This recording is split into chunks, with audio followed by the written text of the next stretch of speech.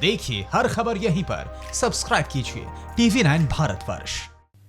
मित्रों, कुछ मीडिया के अंदर एक भ्रामक समाचार कुछ नेताओं के द्वारा प्रचारित किया जा रहा है कि बिहार के जमालपुर में रेलवे का जो सबसे पुराना प्रशिक्षण संस्थान है, जो Indian railway institute of mechanical and electrical engineers के नाम से जाना जाता है, जो 1888 में स्थापित किया गया था और देश का पहला रेलवे के लोगों को प्रशिक्षित करने का संस्थान है।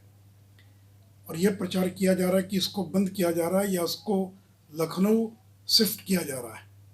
मैंने इस संबंध में आज ही शाम को भारत के रेल मंत्री श्री पीयूष गोयल से टेलीफोन पर बातचीत की। उन्होंने कहा यह समाचार पूरी तौर पर भ्रामक है, बेबुनियाद है और माननीय मुख्यमंत्री जी का भी इस संबंध में पत्र उनको प्राप्त हुआ है, जिसका कल वो जवाब भेज रहे हैं। उन्होंने कहा कि बंद करने का कोई प्रश्न ही पैदा नहीं होता है, बल्कि बड़ौदा के अंदर रेलवे और ट्रांसपोर्ट विश्वविद्यालय जो है उसकी एक शाखा के रूप में, उसके कैंपस के रूप में जमालपुर को विकसित किया जाएगा, जहां बड़ी संख्या में बिहार के और अन्य राज्यों के नौजवानों को और रेलवे के विभिन्न जो संकाय हैं, मैकेनिकल, टेक्निकल और इलेक्ट्रिकल आदि जो इंजीनियरिंग सेल है, उसका वहाँ पर उनको प्रशिक्षण दिया जाएगा। मित्रों, पिछले दिनों बिहार के 362 डॉक्टर अपनी ड्यूटी से नदारद पाए गए। ऐसे डॉक्टरों को कारण बताओ नोटिस दिया गया है। मित्रों, कोरोना संक्रमण के संकट की घड़ी में अगर कोई डॉक्टर ये कहे कि मैं गरीबों की सेवा नहीं करूंगा, मरीजों की सेवा नहीं करूंगा, अगर कोई पैरामेडिक ये कहे कि मैं संक्रमित हो जाऊंगा और उसमें सेवा नहीं करूंगा, तो ये उचित नहीं है। क्योंकि अगर कल सैनिक यह कहने लग जाए कि मैं सीमा पर नहीं जाऊंगा क्योंकि मैं शहीद हो जाऊंगा, मैं कश्मीर में नहीं जाऊंगा, मैं चीन से युद्ध में भाग नहीं लूंगा, तो जिस प्रकार से कोई सैनिक सीमा पर जाने से और लड़ने से इनकार नहीं कर सकता है, वैसे हमारे डॉक्टर जो हैं वो इनकार नहीं कर सकते हैं कि वो संक्रमण का मुकाबला करने के लिए और अपनी सेवा नहीं देंगे, मदद नहीं करेंगे। मैं जानता हूँ कि अधिकांश डॉक्टर और पैरामेडिक पूरी जी जान से लगे और उसे बिहार सरकार ने 1 महीने की अतिरिक्त तनख्वाह देने का भी ऐलान किया था। लेकिन कुछ डॉक्टर जरूर हैं जो इस संकट की घड़ी में भी और अनुपस्थित हो रहे हैं। इसलिए मैं उनसे अपील करूंगा, एक सैनिक के समान अपने धर्म का पालन कीजिए और इस संक्रमण का मुकाबला करने में राज्य सरकार का सहयोग कीजिए।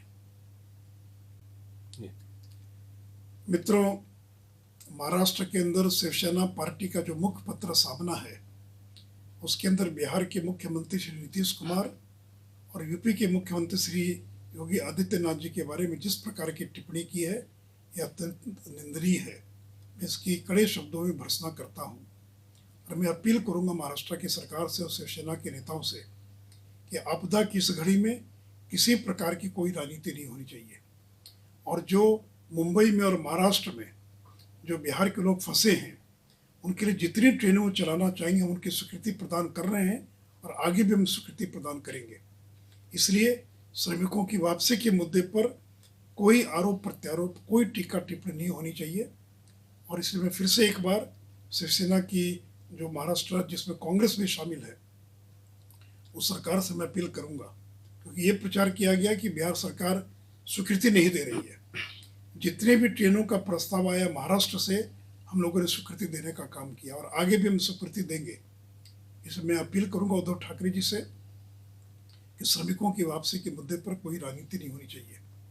और मुझे तो कई बार लगता है कि जिस तरह से महाराष्ट्र सरकार कोरोना के संक्रमण को रोकने में विफल रही है और जितनी बड़ी संख्या में वहाँ पर लोग संक्रमित हुए हैं, कहीं उससे ध्यान बांटने की कोई कोशिश तो नहीं की जा रही है। तो इसलिए फिर से एक बार अपील करता हुआ, जो भी महाराष्ट्र में फंसे हुए बिहारी हैं, वो जो भी बिहार आना चाहें उनका स्वागत करेंगे, हम उनकी हर प्रकार की व्यवस्था करेंगे। इसलिए इस मुद्दे पर किसी प्रकार की कोई राजनीति नहीं होनी चाहिए। मित्रों, बिहार, यूपी और देश के अन्य राज्यों के लाखों श्रमिक जो देश के अन्य राज्यों में फंसे हुए हैं, उनको अपने अपने राज्य में भेजने के लिए आदरणीय प्रधानमंत्री श्री नरेंद्र मोदी जी ने श्रमिक स्पेशल ट्रेन की व्यवस्था की और उसी का परिणाम है कि अभी तक 50 से ज़्यादा ट्रेन बिहार पहुंच चुकी है और आगे आने वाले दिनों के अंदर हर राज्य से ट्रेनों का यह सिलसिला जारी रहेगा।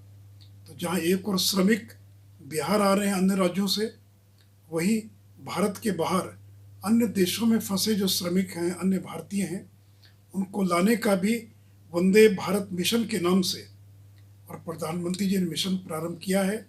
और खास करके खाड़ी के देशों से जो लाखों लोग भारत आएंगे, उसके अंदर बिहार के भी 10,000 से ज़्यादा लोग सिवान, गोपालगंज, छपरा के लोग होंगे।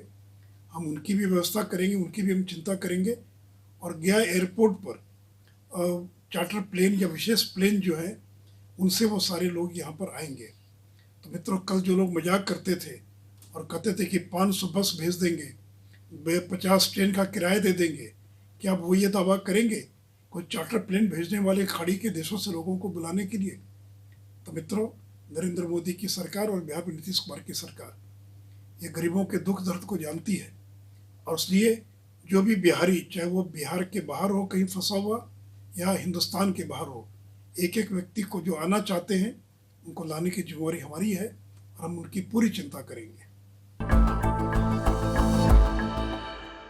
फिक्र आपकी, सोमवार से शुक्रवार रात 9 बजे सिर्फ TV9 भारतवर्ष पर।